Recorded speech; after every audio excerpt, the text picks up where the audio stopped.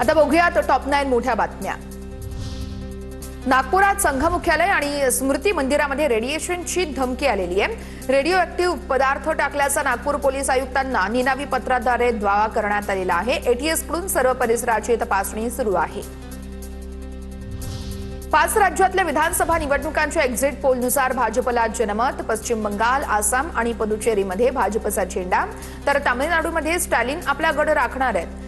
तर केरळमध्ये एक्झिट पोलनुसार उलटफेर, काँग्रेसची सत्ता येण्याचा अंदाज आहे।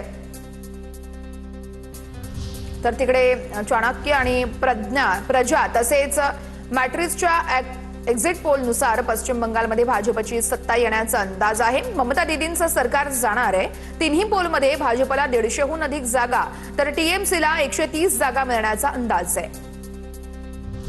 केरळमध्ये एक्झिट पोलनुसार उलटफेर, काँग्रेसच्या सत्तेचा अंदाज आहे। डाव्यांची सत्ता जाणार। पीपल्स इनसाइडच्या एक्झिट पोलनुसार यूडीएफला 66 ते 76 जागांचा अंदाज आहे। निरुपम यांच्या ऑटो रिक्षा आणि टॅक्सी चालकांसोबतच्या संवादाचा मनसेकडून निषेध। संजय निरुपम आज मुंबईतील ओशिवारामध्ये ऑटो रिक्षा आणि टॅक्सी चालकांसोबत संवाद साधतील। मनसेच्या विरोधानंतर निरुपम ऑटो रिक्षा चालकांसोबत संवाद साधणार की नाही याकडे सर्वांचं लक्ष। रुपाली चाकणकरांकडून आशा मिरगेंविरोधात कोर्टात तक्रार। अब्रू नुकसानी विरोधात फौजदारी तक्रार दाखल। जेएमएफसी माझगाव कोर्टात तक्रार दाखल आहे। भोंदू खरात प्रकरणात आशा मिरगेंची रुपाली चाकणकर यांच्यावरती आरोप होते आणि त्याच अनुषंगाने ही तक्रार आहे। भोंदू खरातल्या 8व्या गुन्ह्यामध्ये न्यायालयामध्ये व्हीसीद्वारे हजर राहावं लागणार। एसआयटी 7व्या गुन्ह्यात भोंदू खरातच्या पोलीस कोठडीची मागणी करणार आहे। 8व्या गुन्ह्यातही खरातवर महिलेवरती लैंगिक अत्याचाराचे आरोप आहेत।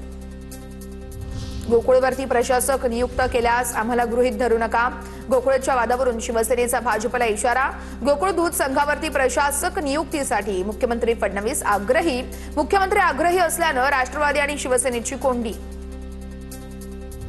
वादग्रस्त वक्तव्यानंतर बागेश्वर बाबांना परिधान केला छत्रपती शिवाजी महाराजांचं चित्र असलेला कुर्ता।